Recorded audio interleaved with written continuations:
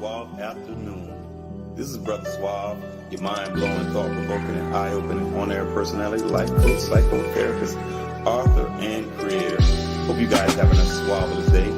Yeah, and with that, let's commence to pay. Okay, I'm so suavelous, you so suavelous. Together we can fix the trauma that's befallen us. Divine social interactions remains marvelous. Mind-blowing, suavelicious talk, higher consciousness. But think, let not your hearts be troubled, Dr. Brother Suave. Divine light give you double.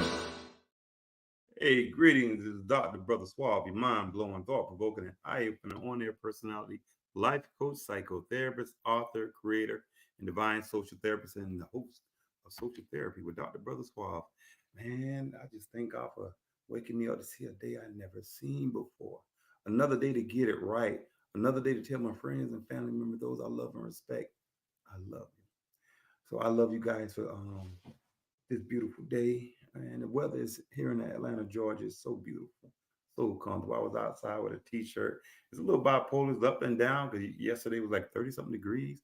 The car was all frozen. The grass was all crunchy, but hey, it was a beautiful day. I want to give a special shout out. Brother's birthday was today. It's just a great week, man. We just came from celebrating his birthday. Blessings on Brother Joel. Just happy, man. Happy living. We had a nice little dinner. I had to get out of there. I couldn't stay because I had to get on and get prepared and try to send these emails and stuff out and try to get the panelists all on board. But I just happy, being grateful. The weather's been nice here in Atlanta, The family's doing well, family. And I just I'm grateful. And we actually being a because of the overwhelming response that we're doing 3 episodes on father rights, and I just want to, as a result of this, we on episode 3 of father right, because it's just been going on too long. And I just want to thank God for the champion, Dr. Jennings, for champion and authoring the good dad, Bill 775. And man, it's just that these fathers are learning that they have rights. Yes. And countless of brothers that went to jail because of this. And when I say brothers, we're talking about fathers who are trying to do the right thing about their children because they care, they love them. And it seems like the good fathers who are out there, they get the bad end of this thing. But guess what? No more. These unwed fathers have rights now. Thank God for the Good Dad Act. So we're going to continue this conversation. Because it needs to be addressed, and a lot of fathers are reaching out, responding, saying, "Hey, man, this needs to stop." And it's been, and fathers are getting their opportunity to be active in their fathers' lives, So before I bring up tonight's special guest in the panel, I just want to share a few things, my thoughts and feelings about what I've been seeing in society today, and also, throughout this week. And the sad thing is that, stress will bust a pipe. We know that pressure will bust a pipe. However, children are not here to just be on with one family member, their mother, or just their father, because it took 2 to come together to create that one child. And the unfortunate thing is, I'm seeing that a lot of mothers are going through a lot of mental health issues. And if the father, they didn't deprive the father seeing, maybe he could see some things. If they had a better relationship, maybe he can talk about some things, or had a better relationship, maybe they can do what they're supposed to do, co-parent. But what's happening is this stress and whatever they're doing is resulting in children losing their lives. Yes, children are losing their lives. One particular situation I saw this week, or was it last week? A mother shot her son because of, as I mentioned, last episode, from a card, a SIM card, and then she shot him twice in the head.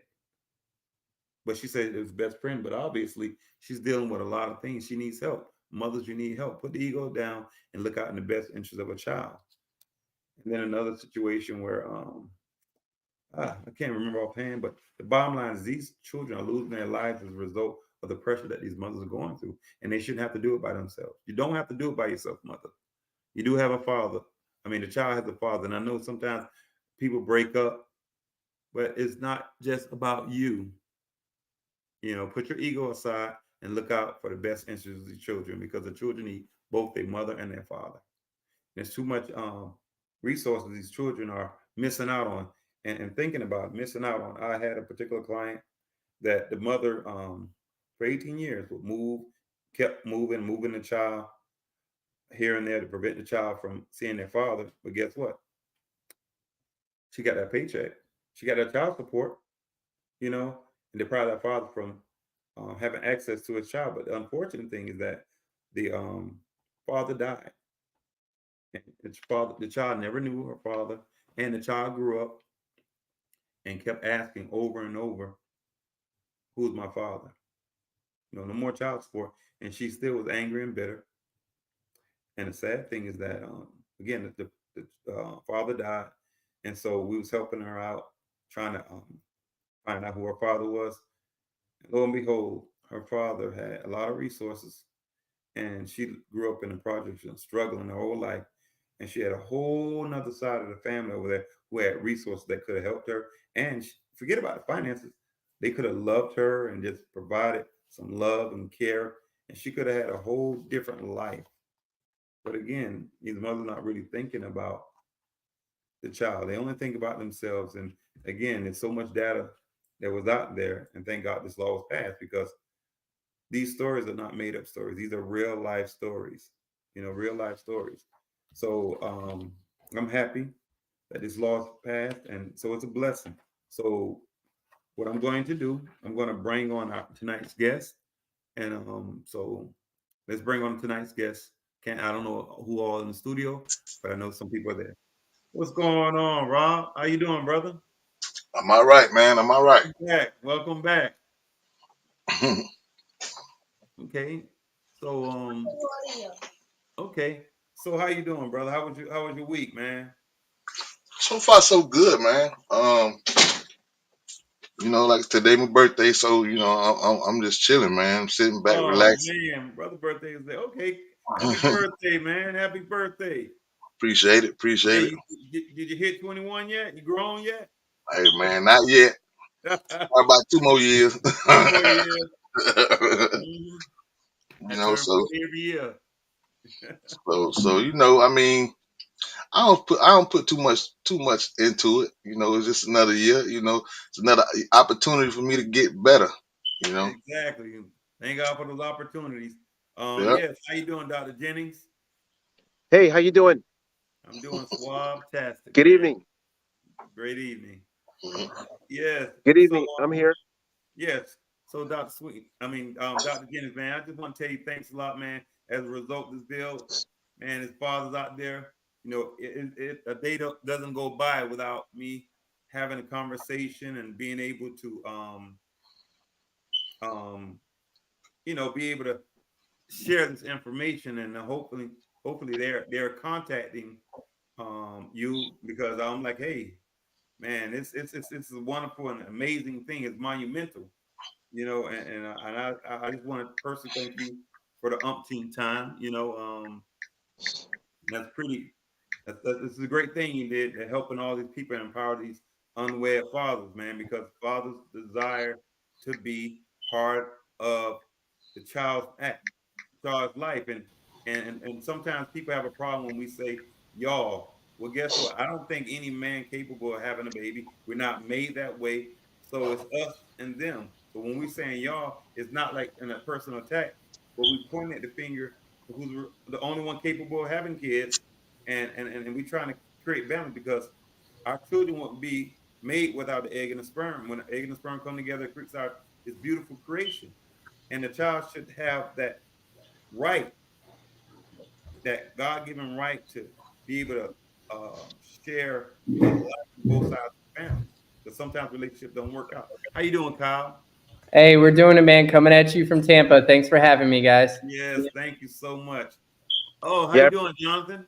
What's up, brother Suave? How you doing, man? I'm I'm doing doing all right, man. fantastic, man. So, and I, Absolutely. I appreciate it, Suave, for you bringing us on and talking about this important issue. You know, we did a lot to get Florida on the map as far as progressive in regards to children's rights and bringing families together, bringing fathers with their children. But we got a lot of work to do.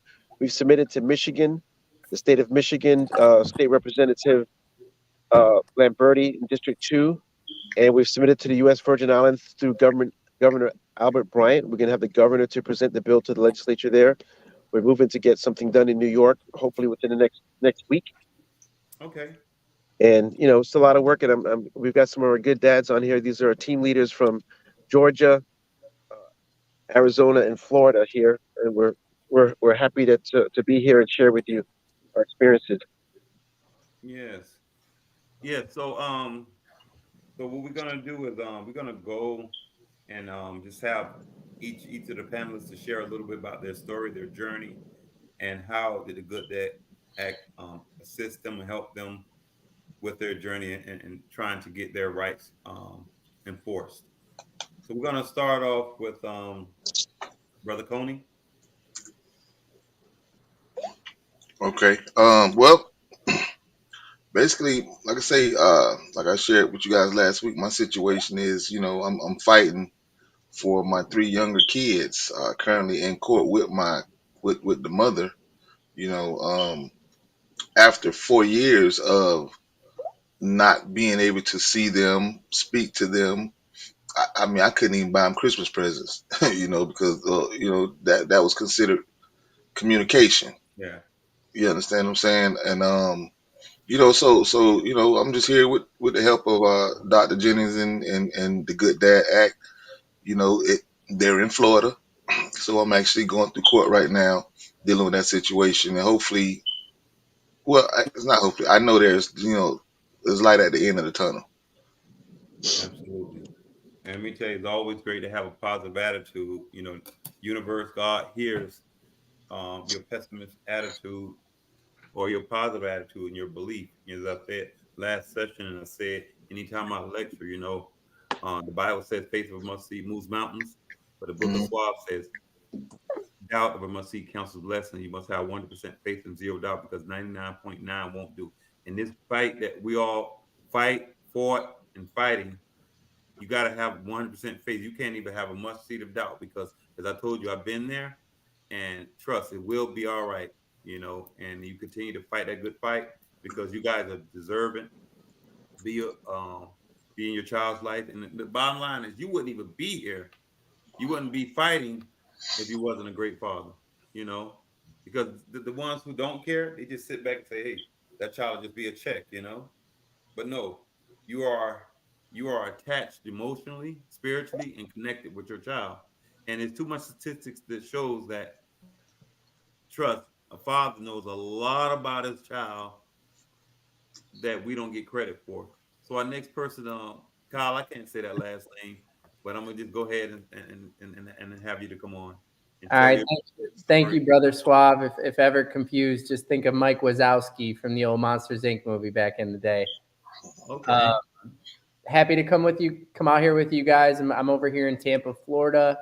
Okay. A little bit about me. I've got a little man. He'll be 2 January 21st, and I've got a little girl that's about 3.5.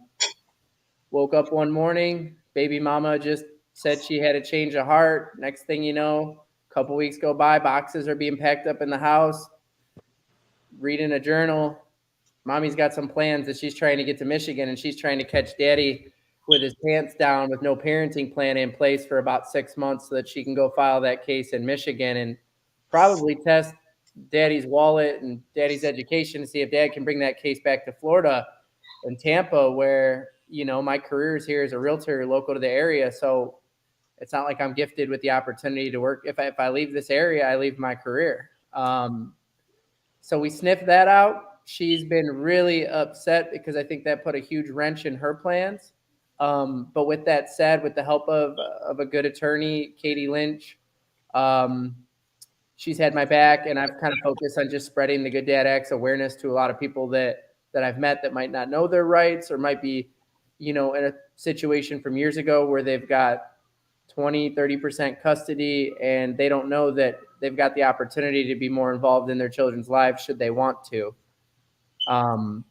So with that said, I was able to get it's temporary, but we're going to go through the mediation and the trial should it need to. And, but I've got a 2-2-3 in place with a 50-50 timeshare. Mom loves to manipulate the schedule to try and take those days. But, you know, for those of us that have heard of the custody exchange website, you know, if you pay the $9 a month, you can get access to, it'll just show you what type of percentages your calendars are yielding. And, you know, I was a little manipulated and didn't even realize she wasn't sharing properly. But as soon as I figured that out, you know, I spoke to my attorney, we worked on a plan, and, you know, as of right now, we're moving in the right direction, but she still does not want to yield the 50%. She thinks all mothers are entitled to at least 60. And, you know, it's going to be ramen noodles over here to pay for this trial, because there's no chance that I'm taking anything less than what I'm due. And my kids need me right now, big time. Yeah. Kyle, it's just unfortunate that they just really devalue men. And it's crazy that they think our children are their property. You're nailing it.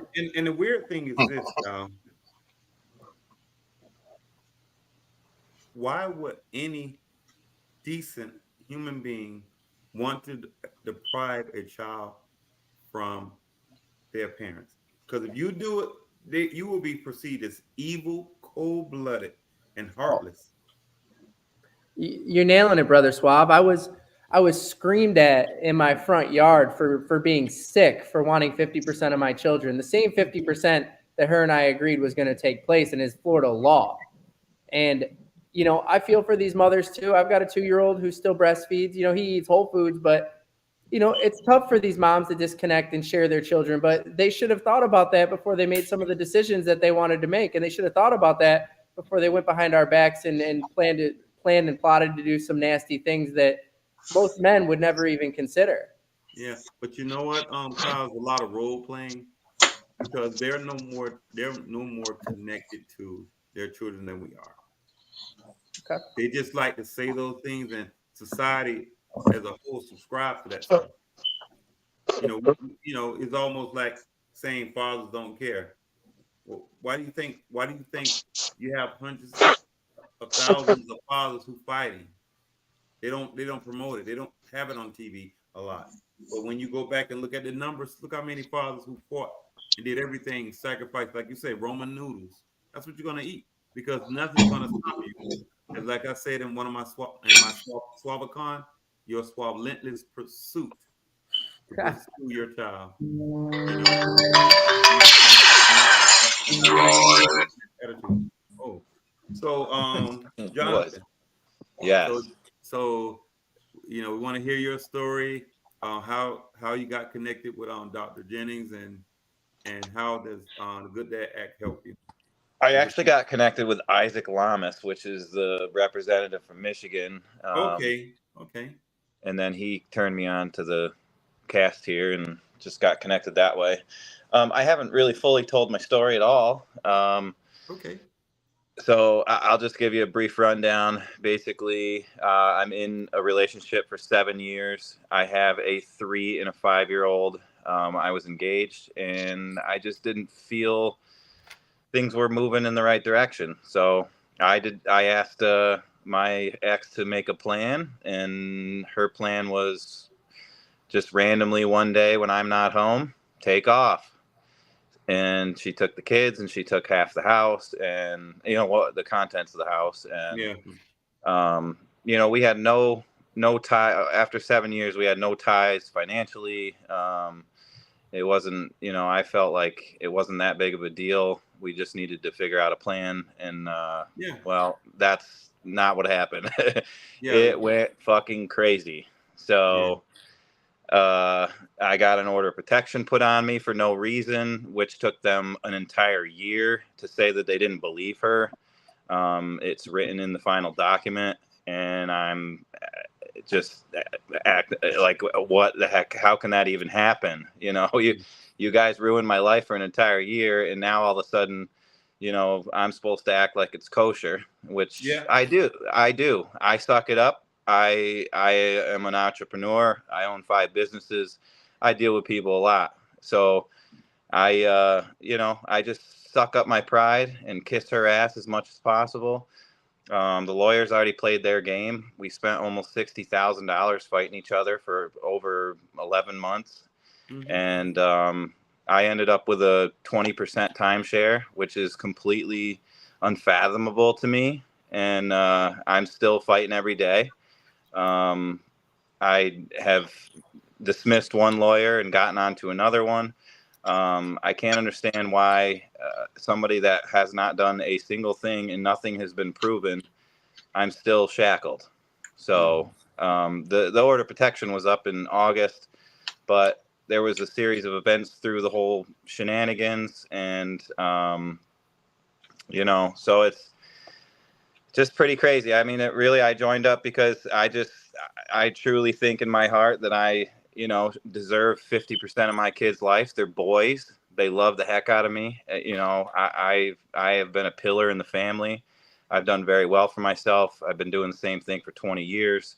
And she lives in a rental house, has had a job for 1 year. And, I just don't understand if they're weighing the best interest of the child, which is what their job is to do. Mm-hmm. How can they think that the best interest of the child is 20% of my time, of their time to me? It's not even right. So basically, I'm told right now, just they sent me a letter basically saying shut up. So I laminated a letter and sent it back and said I will not shut up, and I'm not scared of anything. I'm here to for the best interest of the children, and that's it. I mean, I don't want anything to do with the ex. She's had a new boyfriend a month after she left, which was a friend of mine. So it actually worked out okay that way because him and I do get along, and the children actually benefit from that. So any animosity that comes out of the other side is driven by problematic issues, and I've proven everything. I have proof of everything. I even, they say not to rub it in a narcissist's face, but I continually say facts and show her what happens when you alienate children from another parent. I just keep it up and harp it, and they just tell me, shut up, shut up, shut up. And I think at this rate, in the last few weeks, I've tried several other things. I was just talking last night about it. Just basically kissing her ass and showing her facts, sticking to the facts every time. And I'm starting to get a lot more positive feedback from it. So I'm hoping it goes in the right direction. I don't want to spend another $1 on some asshole that doesn't give a shit about me. And that's just, these women are just there.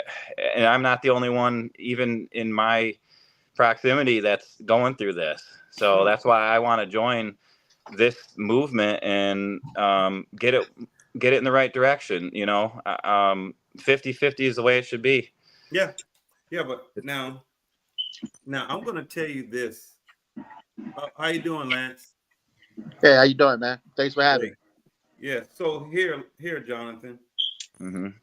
I'm going to deliberately disagree with you because I love your argument. See, I'm looking at this. I want all the fellas to listen to this argument. Stability, renting versus home ownership, boys, best interest of the child, statistics. Jonathan is reporting facts here. Facts versus feelings. He has a concrete, solid argument. And there's no way he should be in this situation. And it shows how the puppet master is playing games with all of us. So when I say I disagree with you, because of the B word, boys. Now, if it was a girl, I'll say 50% because, it's a mother, it's a girl. When it comes to boys, I just think the primary custodial parent, when it comes to that, should be a male because he's watching you. He's watching how you move. He's watching how you think. he's looking at those, and so you model that behavior. Now, I'm not saying anything about mannerisms, but I'm gonna tell you, children don't look at parents as gender. They look at them as whatever authority figure or whatever. So so you having a little male, and you see how hard you work, you see how you provide stability. Those things will be second nature to him. So it's important. So that's why I disagree, because I think when it comes to children, if it's a father and if the families don't work out, I think, if it's, when it comes to the opposite gender, you can 50% spend that time, because a father is not something that could be in a weekend dad, so you should at least have that. But when it comes to the son, I just think when a girl, they could be the primary parent, but also make sure that father has plenty of time, because at the end of the day, both male children need their father and both female children need their father, because we able to balance those objective thoughts when it comes to our children, because you could these are not objective behaviors in the best interest of the child, because the courts talk about the best interest of the child, and they're not looking out for the best interest of the child. It's some type of agenda. They're not. Nobody is. Nobody involved is. Yeah. See, you beat me out on that 60,000 when I heard that. I'm like, whoa, that's a grip. Well, I'm saying that's as a family. I spent 33,000, so I can only imagine what she spent. She had a similar lawyer, and both of them were, and I learned that lesson. It doesn't matter how much the lawyer is in my state, and how this rolls. They just default the decision. That it's, if two parents can't agree, they default the decision, which means one parent is going to get primary custody, and she got sole custody from me. Yeah. And I can't even believe it when I proved all of her false allegations completely wrong, and made factual, and then proved that she's basically kicked my family out of their lives. Yes. And that she has alienated the children from me constantly. And the judge even said that she had to give me more time. And then he goes and gives me fucking less time. Yeah. Which is just insanity. And now they just say, oh, you have to wait a year, document everything, and then we can come back, and then they'll tell you again that they're not going to give you more time. And they drag you. And they drag you. And drag you. But the good thing about it is, like I said, I've been doing a lot of kissing ass and trying to get, I'm just doing my own way of trying to feel around and get through to her. And, I'm fortunate enough to have communication with her. I know some people don't. And, I've worked my way into a position that I think that through the new man and some other stuff, I think we can get moving in the right direction. But it takes some creativity. Kiss behind, and then they'll halfway work with you. Right. So what we're going to do right now, we're going to go station identification, and we're going to come back and hear from Lance. Okay? So we'll be right back with Social Therapy with Dr. Brother Suave.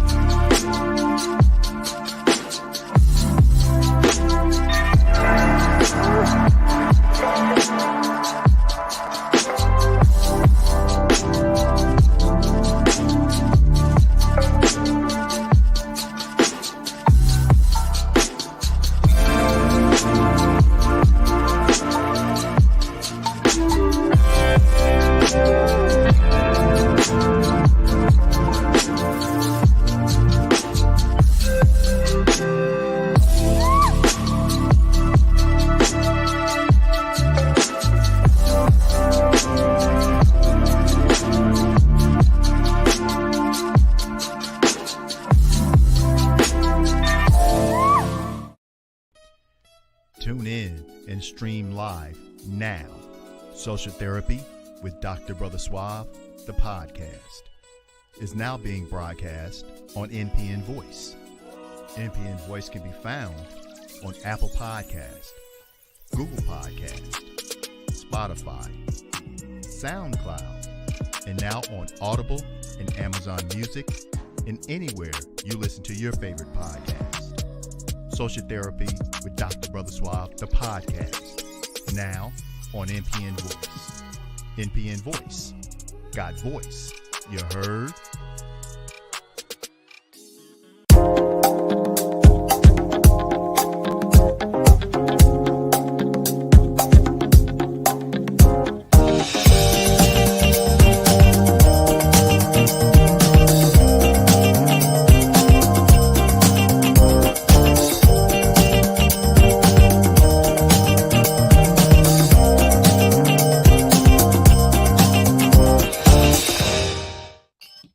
And we're back with Social Therapy with Dr. Brother Suave. On the third part 3 of father's rights. So we just had Jonathan share his story. So we're going to be bringing on Lance. Lance, we want you to share your story, a little bit about yourself and how you got in contact and associated with the Good Father Act and Dr. Jennings. Okay, hey, how y'all guys doing? So I got involved through my good friend, my brother Rob Coney, Okay. and so he's been there since the beginning of pretty much my relationship with with my kid's mother before we even got married and got in relationship. Um, so he has a pretty much in-depth understanding of what I've been through and what I'm still going through. Similar to like with Jonathan, it was kind of like a 7-year thing. I was married for 7 years. At that 7-year mark, it kind of filed for divorce. Kind of right when COVID started, is when everything started to crumble on my end. The alienation was kind of hard to discover because alienation is like a lot of steps involved with alienation, where if you're not educated enough about that, which I wasn't when it started happening. I wasn't educated about alienation. I was educated with, parents may not be together no more, but they still co-parent and, they still able to raise their kids in a healthy environment. But the dark side of marriages and divorces and split ups involving kids and alienation, I wasn't involved with that. So I didn't know what it looked like, um, COVID played a big part in the alienation too, only because she was able to buy time. And what I mean by buy time, it was like a lot of the reasons why I wasn't seeing my kids is because COVID restrictions was in place. So she was able to use the COVID restrictions up to a certain point. So it was like, okay, well, the kids can't come out because COVID restrictions say they got to stay in the house. It is best for the interest of the kids for them not to come out, for them not to go to school, so forth and so on. Which at that time I was going along with it because I said, well, that do sound right with these COVID restrictions going to place. That some of those guidelines does make sense for the sake of the kid. Yeah. When I went through the divorce and when it's finalized in 2019, and I got into another relationship, that's when it went all the way left. Sort of like just like what Jonathan said, it went all the way left. It was just like she tried to dehumanize me from sugar to shit, pretty much. You know what I'm saying? Yeah.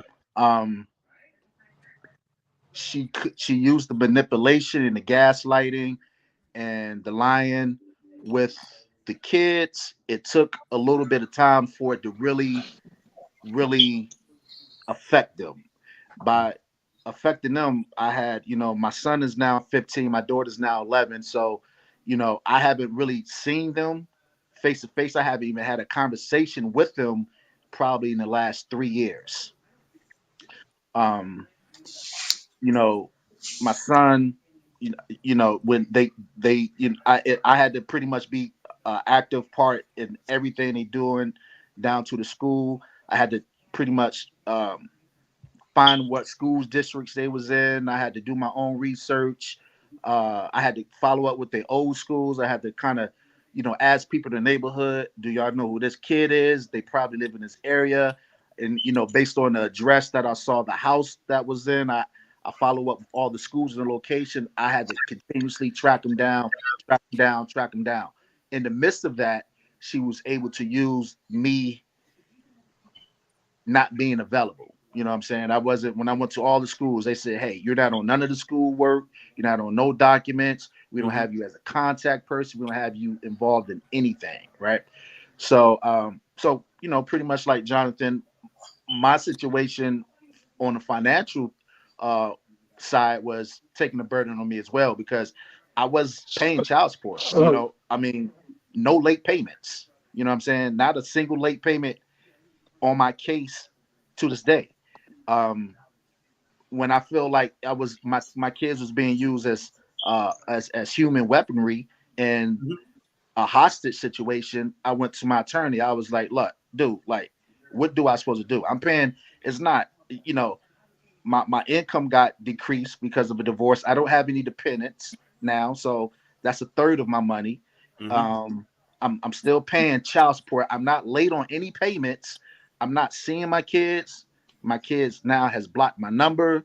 I call her mother and I said, hey, at this time, I'm 2 steps behind them still. I call her mother. I said, hey, have you spoken to your daughter? Because I think she must be in a midlife crisis. I don't know what's wrong with this girl, but I'm getting all these excuses why I'm not seeing my kids.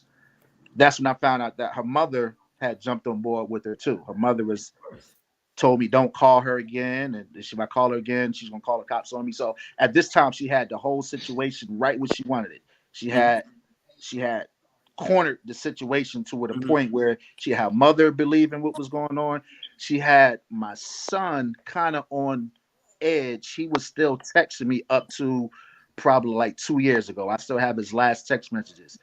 She was alienating him, but he wasn't really buying the whole idea at that point yet. He was kind of like on the fence.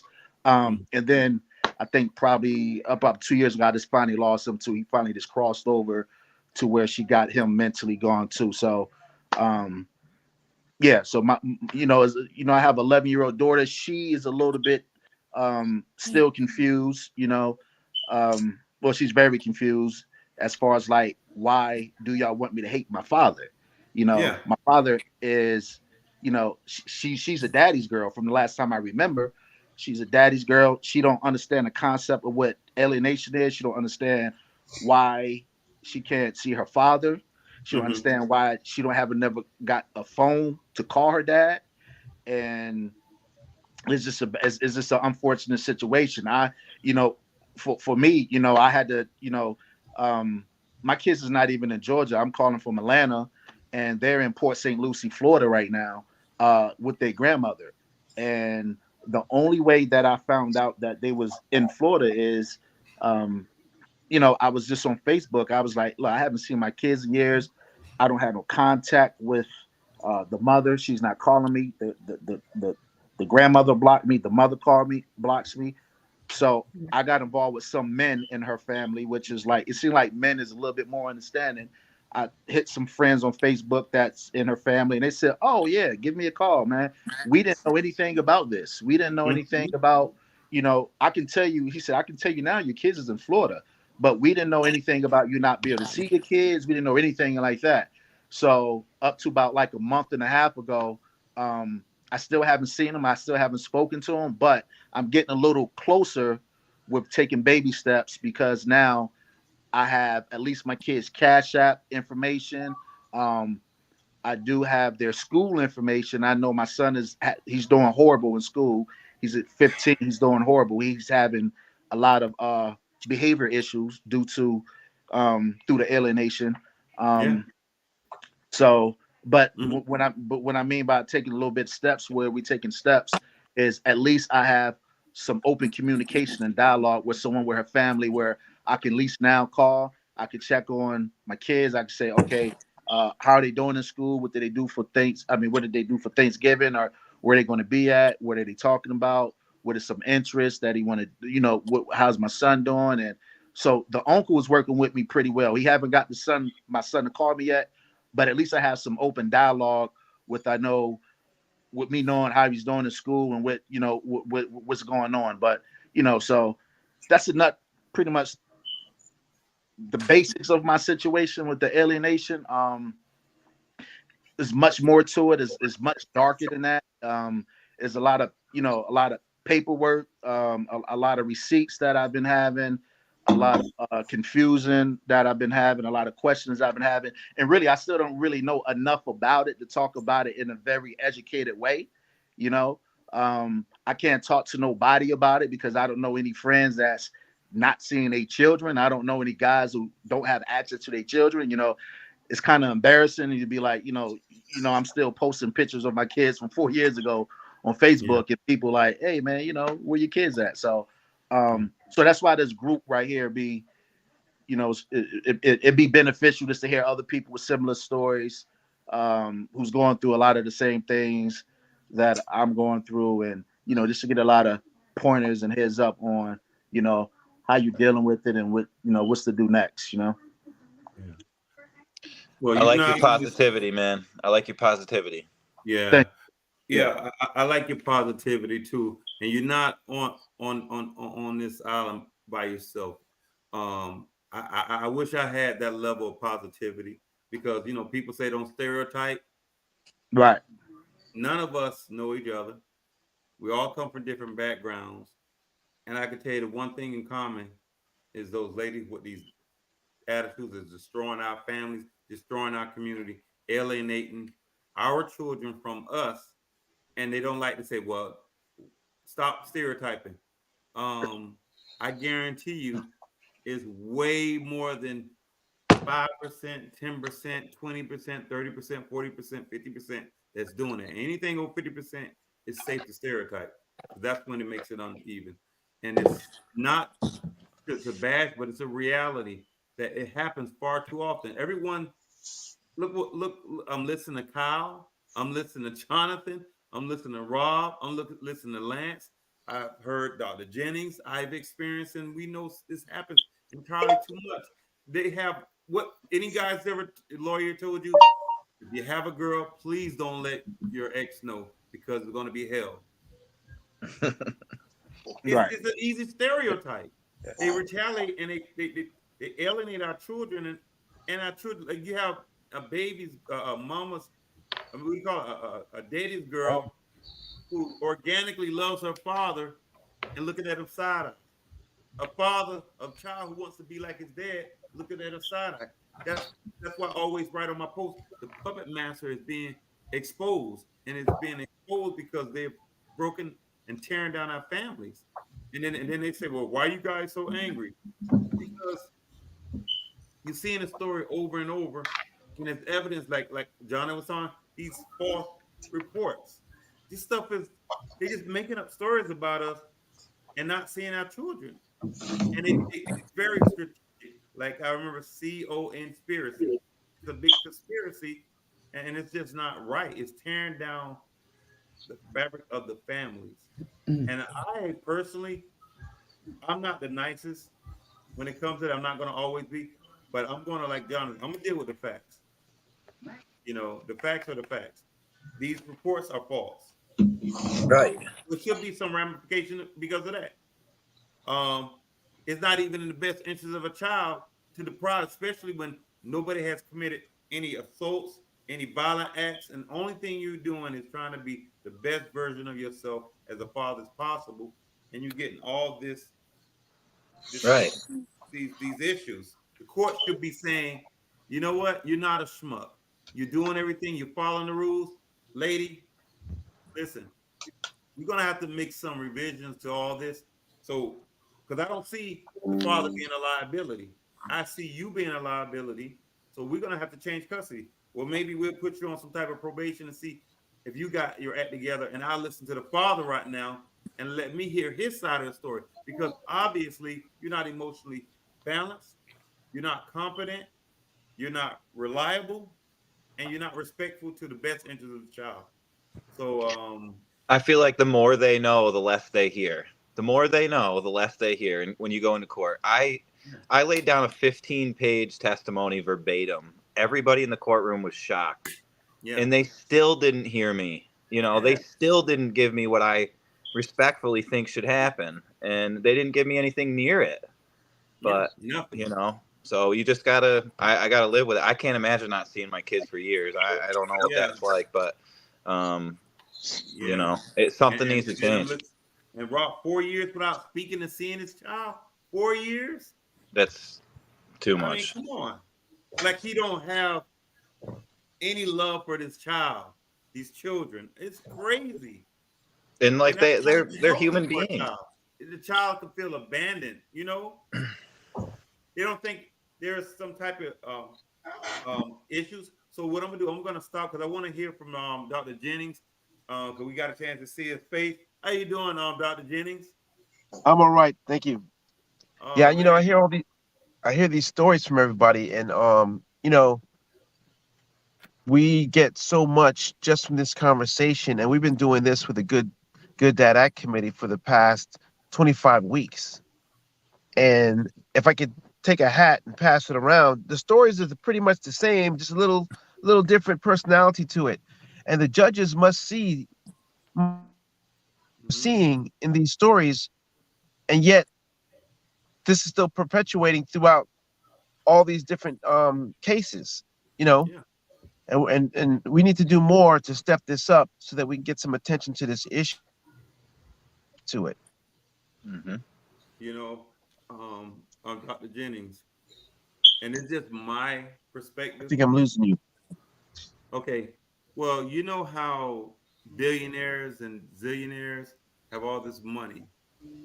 I One thing I said, if I ever got hold to that big money, I would just create a father legal defense fund, because you got to have that, because for proper representation, and also to address the criminal side, because a lot of men wouldn't have ever had a record, like the restraining orders, defamation of their characters, the going to jail, the rights, all those things, because obviously these laws need to be changed, but also we need to have fathers get enough legal support.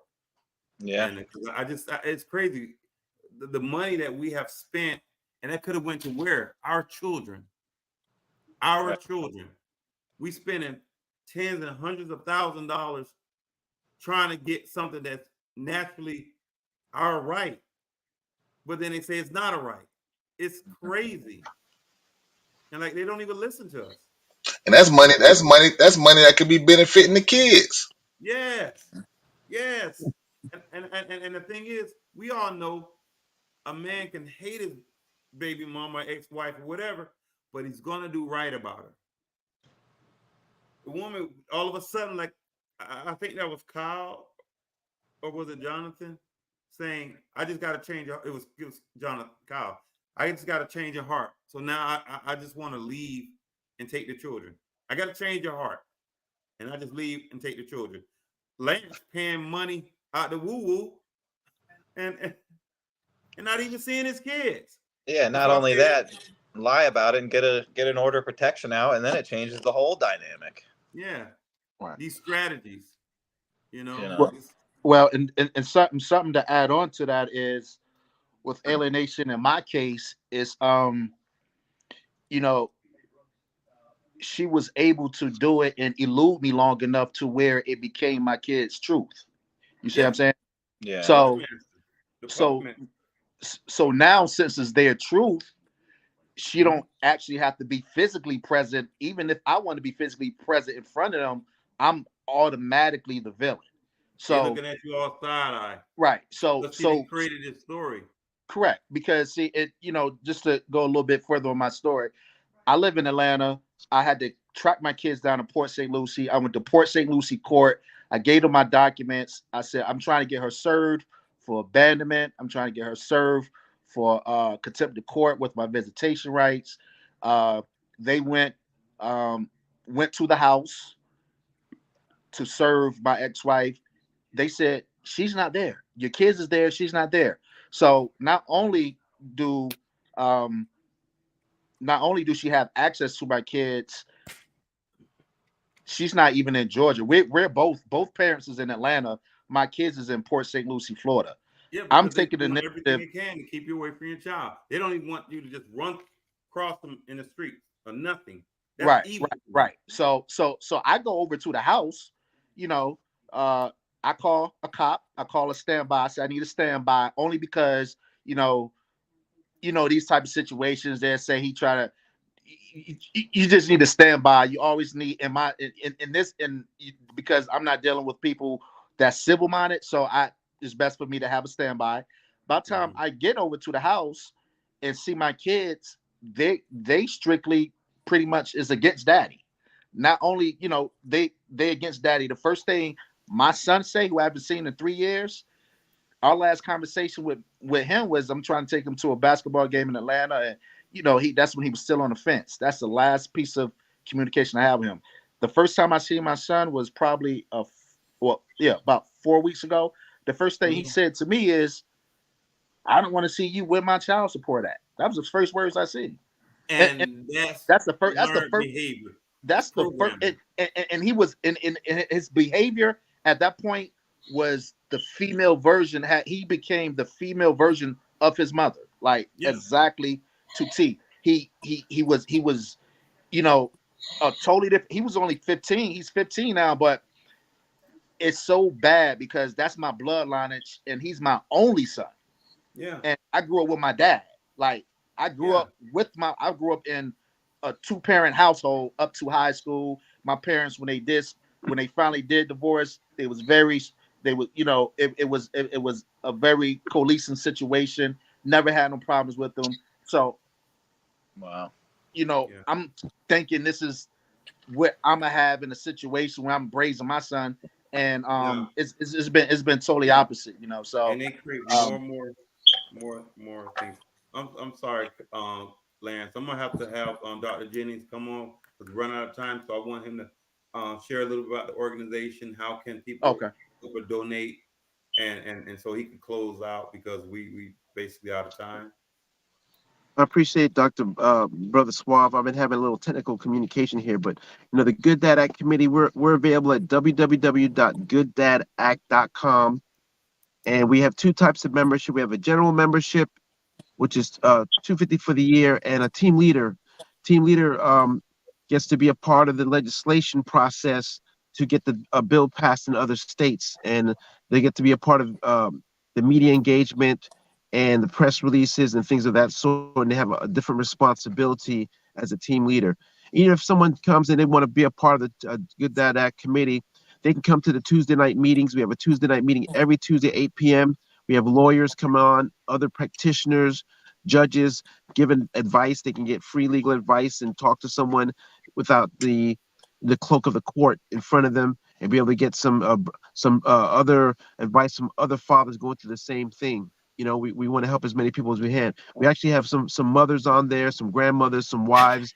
They're stepping up for their significant other in the having the same struggles as Lance, Jonathan, Rob, and myself, and you also, Brother Suave, has had in the past. So the Good Dad Act Committee is strong. We've got a presentation before the Miami-Dade County School Board on December the 20th at 11 a.m. So any brothers out there, any fathers that want to come to the Miami-Dade County School Board at 11 a.m. on December the 20th, then we're going to be recognized by the Miami-Dade County School Board for the work that we're doing with the children. I want to thank these gentlemen that are here. They're advocates for fathers, Rob Cooney and Jonathan. They're both team leaders. Rob is the team leader in Georgia. Jonathan over there is in New York. We have Isaac Llamas, who's in Michigan. We have Kyle, who's also in Florida. And, we're just fighting a good fight. We want to see our kids. We're not against mothers. We just for fathers. Yeah. We just for fathers. Yeah. I'm glad you said that because and we actually submitted another bill to the Florida legislature that we can talk about another time. The legislation to prevent false allegations and paternity fraud. So we can talk about that another time. But we're actually moving forward with some other things. Yeah, thank you for that. And I think, because I'm not politically correct, and so just because we're holding our women accountable, don't mean we hate them. It's just that their perception of things when it comes to accountability is always some screwed way of seeing things. And so I try to make this as clear because people are very Christian type or whatever. I say, you know what? God loves all his creations, but he hates our sin. So we don't hate our women. We just hate their behaviors. And Rob didn't experience it. Kyle didn't experience it. Lance didn't experience it. Jonathan experienced it. Dr. Jennings experienced. I have experienced, and hundreds and thousands more have experienced it. And none of us know each other. Right. So there is facts that these women are doing these things, but they don't want to be held accountable. So I just got a little good news that we got an additional, it should be about 13 extra moments. So I would like Lance to continue to share what he was saying. If he could get back on track, if you can remember that. If not, I Yeah. definitely want to hear some more from Rob. Okay. Yeah, this is like speed it up, but in a nutshell, yeah, I was in Port St. Lucie and went through the whole process of getting her served, keeping my receipts. And like, the sheriff sent me some documents probably a week later to Atlanta. And they said, hey, we try to serve her. She don't live there. She's willing to go to the courthouse in Atlanta to get any documents that you served her for. So, at this point, I'm still back on this goose chase. I go to the clerk's office in Atlanta where she should have picked it up from. Obviously, she didn't do it. So, that's just more receipts for me. Like, I'm still, in my kids' eyes, the bad guy. When they get older, like I said, when they get older, I have to show them these receipts. I have to show them that I came down there as a 15-year-old boy. He doesn't know right now, but what's going to be more important for him too, though, is that, hey, man, I remember my dad was fighting for me. I'm 19, 20, 21 years old now, but I remember that guy coming out here when he's telling me, you need to come move with me. I'm not saying that because I expect my son to say, hey, he's going to jump in the car and come with his father. I'm saying that to plant the seed in his head to let him know that he's not abandoned, he's loved, and he has his father there, and his father want him to come live with him. I think that's the most important thing with me going down there is for me showing my face, me knowing that, for them knowing that I know where they was at, and for me to take the initiative to let them know that, my doors is open and I want them to come live with me. Because kids, they like to blame the parents for their failures when they get older.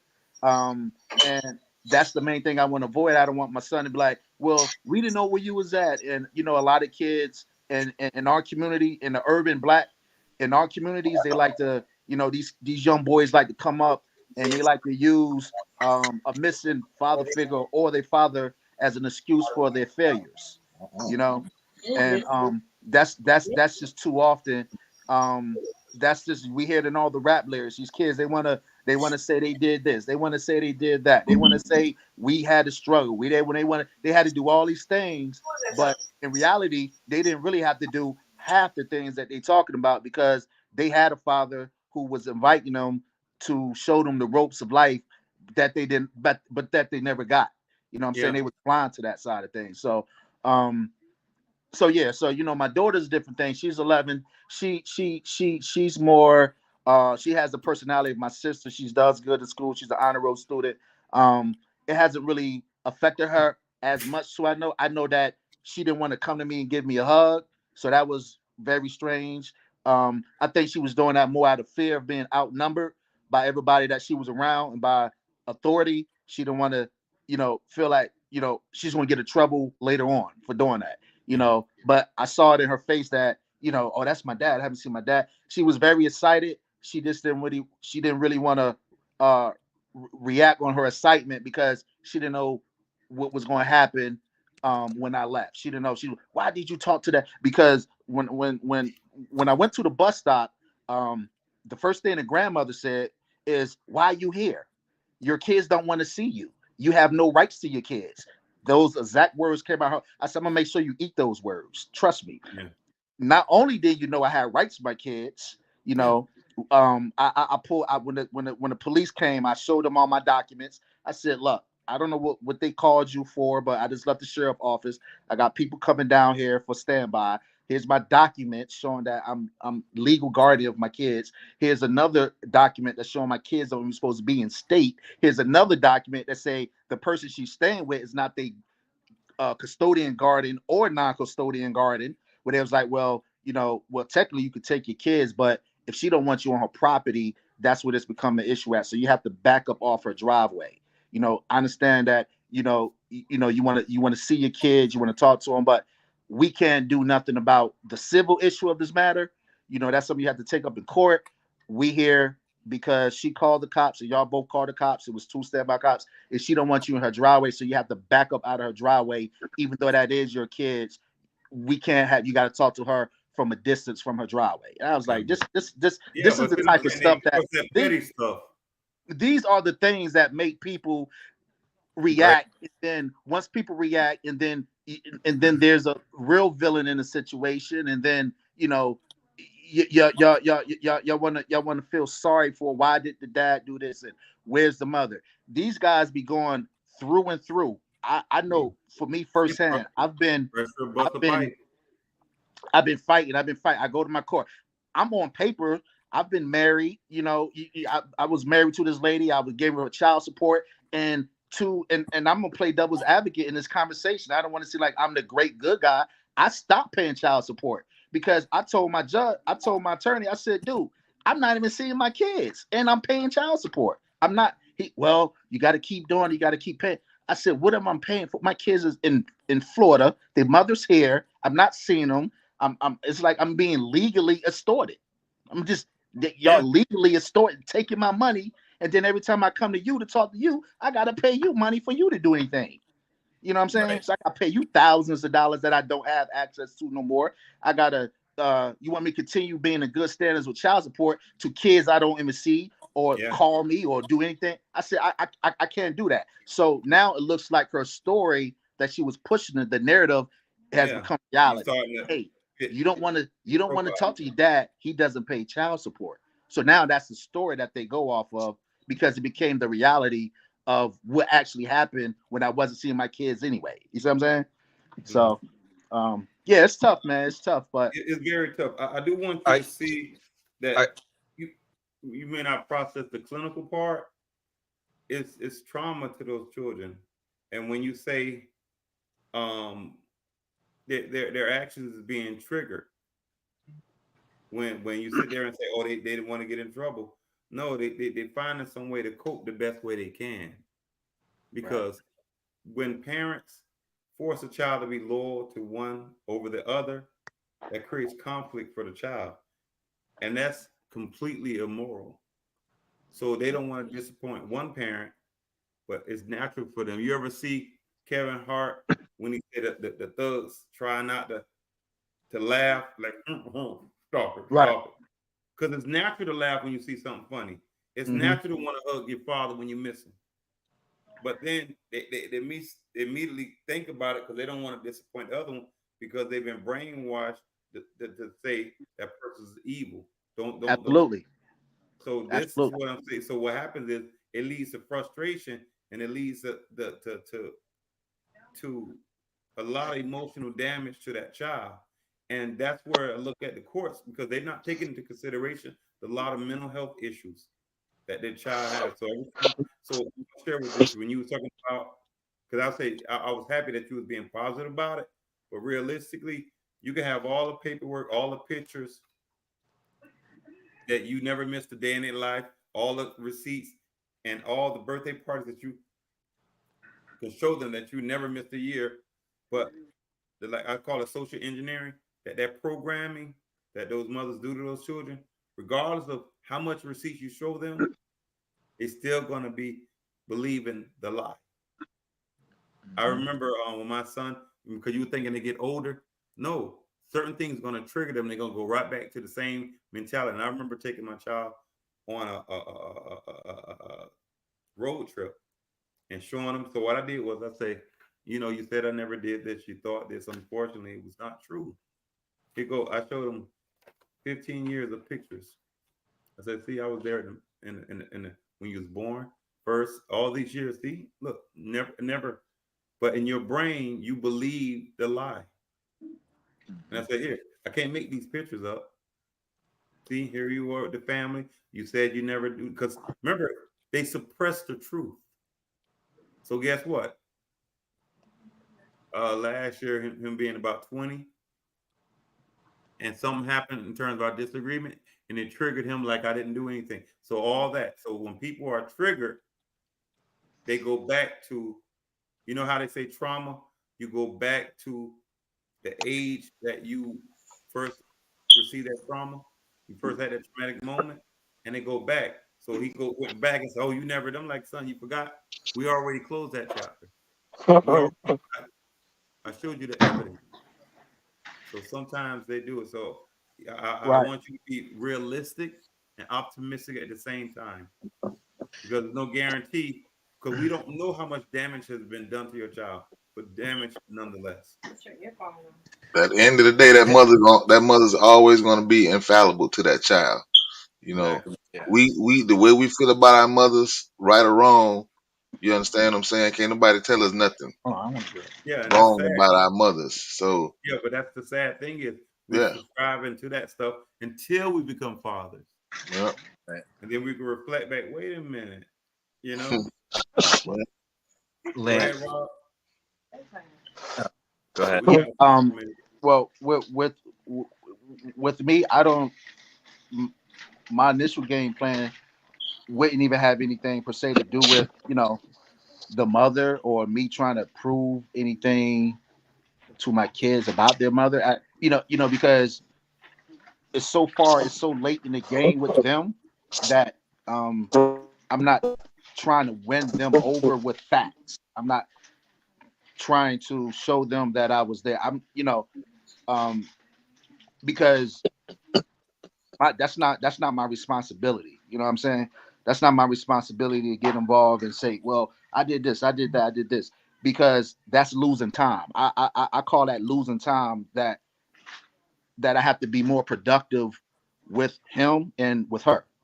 And what Yeah. I mean by being productive is like the average kid is not listening to, you know, a father or a mother uh story about why they was missing. The kids is not doing it. They don't have to hear that. Like, so I don't even want to. That's not something I even want to share with them. I don't want to come around him or her, and if we ever get that moment, and I'm trying to convince them that I was there, because to be more productive with it, I need to talk about things that a father and a son will talk about, or a father and a daughter will talk about. I just need to just talk about the normal things that they never heard. They never heard nothing normal in their life. You see what I'm saying? yeah. But Yeah. there's many You're conversations you can have with They those only kids. heard they've only heard drama. Like they've heard drama from from that side of the family. They hear drama from this side. So I went and want to have my approach being more drama, like, because they just never had that It's not spot necessarily in their life drama, where they it's heard anything unblurring the normal. lines.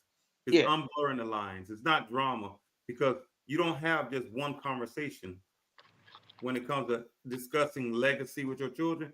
It's not just strictly trauma, but it's unblurring the lines when they may think you was this type of person. And you say, well, here, we spend a lot of time, because they're going to think that. Go ahead, Jonathan. Lance, just a couple questions. Are you able? What kind of communication do you have with the kids? Are you able to send them mail or anything like that? yes, I can. Now I can send them mail. I'm not sure if they're gonna, obviously I have to. Right.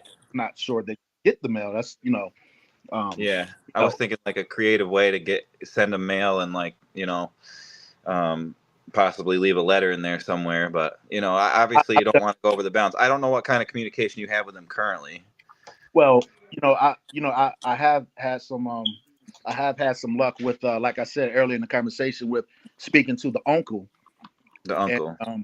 he's been like my go-to person down in Florida, where he's like my eyes and ears right now. So like I said, once I got guys involved with this situation, it kind of changed the Yeah. dynamics of everything. Like, I was able to get regular say. I was, I know I don't see them, but I know what they're going through, and I know what they're doing.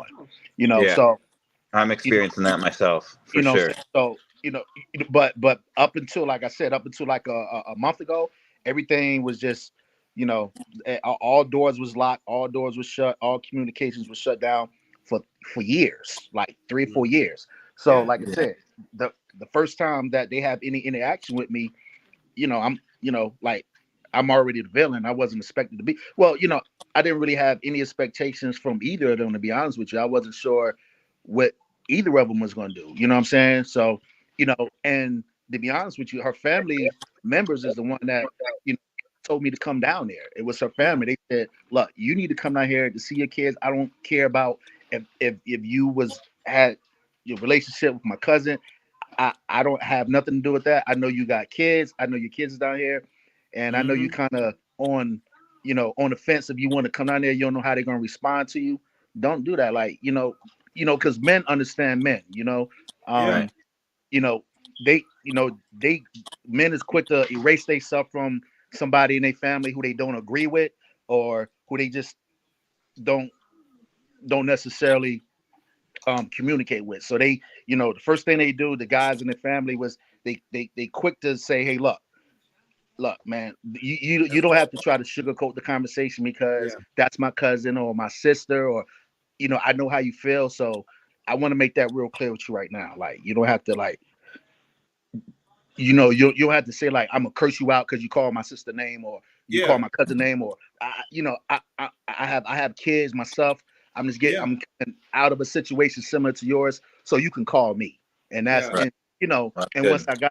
I got that heads up, like I said, I haven't really had that communication with them how I wanted, but it's moved much further than what it was from over 3 years. You know what I'm Yeah. saying? And 'Cause- that's the easy stereotype. Guys Yeah. are more empathetic. You know yeah, what I'm Yeah, saying? your objective is to establish a positive relationship, not to, like you're saying, you're not trying to prove them facts and what their mother did. Your objective right now is to establish a positive relationship with them by any means, Mhm. So, do you get involved in school, like the schools that they go to and the counselors? Do they see counselors ever or anything well, like that? I've done all of that. Like all the Yeah. schools know me. Um, from the Yeah. principals to the from the teachers, so I had rapport with all the schools. I can go Yeah. to every principal, Well, but that's like I good. said earlier, we had COVID restrictions a few years ago, so that saved them a lot of time with the whole Yeah. alienation thing. Once some COVID restrictions was lifted up, the new restrictions was we can't have parents coming to the school. You know, Mm. so between the COVID restrictions and limited guests in school, and then them not answering the door, obviously when I went over there, they was able to really keep them, a shield away from their father. Yeah. Um, but with the school thing, I'm on the portal. I see my son grades. Obviously I see Wow. F's, I see D's. I see the brighter side of his grades. I see some A's. So with me being the father that's in figuring this out, I'm like, um, so he's a felon student. I got a son who's felon all his grade, like pretty much everything. Like, I'm not that type, and I make that very clear. That's not the cloth that I'm cut from, or my father cut from. So clearly, there's an issue, Right. And the Mhm. first issue was he had Alienation. issues. Yeah. So when I called the school, I introduced myself. I've done this plenty of times since all this alienation happened. I send all my documents over. They got to verify my documents. They got to see that I'm a non-custodian guardian. They put me on the portal. They give me the app. I can monitor the grades. I get the text messages when he's in school, when the test is due, when it's this and that. And I get messages every day at this point, but I know he's not doing the work. You know what I'm Yeah. saying? Like I can call the mother. She don't. I mean, the grandmother. She has my number blocked. I asked her. I said, "Why is my son felon?" She's so ignorant. She said, "Cause he want to." That's Yeah. the only thing she can Grandmother. say to me. Your son felon because you want to. Once you have a guardian that's telling you something about your child that he's felon because he want to, you know that your kids is in mentally and probably physically Yeah. danger. Yeah, If That's not in the if best if I interest if, of agree. if, them. if, if, if that's what you're saying to me, that you're monitoring my child and he's in your house and he's feeling because he want to, and that's Yeah. all you can say. He and this is his father that you talking to, and you're not putting the Yeah. initiative to get him on the phone with his dad who came And we down to know where Florida they to get see it him. from. That's a major. Yeah. That's a major problem. You see what I'm And we saying? know where they get it I from. agree. I mean, no maturity and none. So listen, I just want to thank you guys, man. Thank you guys. And again, we all from different backgrounds, different perspectives, but we all have a thing in common is we want the best interest for our children, and we love our children. We want to spend time with our children. I thank you, Rob. I thank you, Lance. I thank you, Jonathan. Also, thank Kyle. Thank Dr. Jennings. This has been part 3 of Father Rights on Social Therapy with Dr. Brother Suave.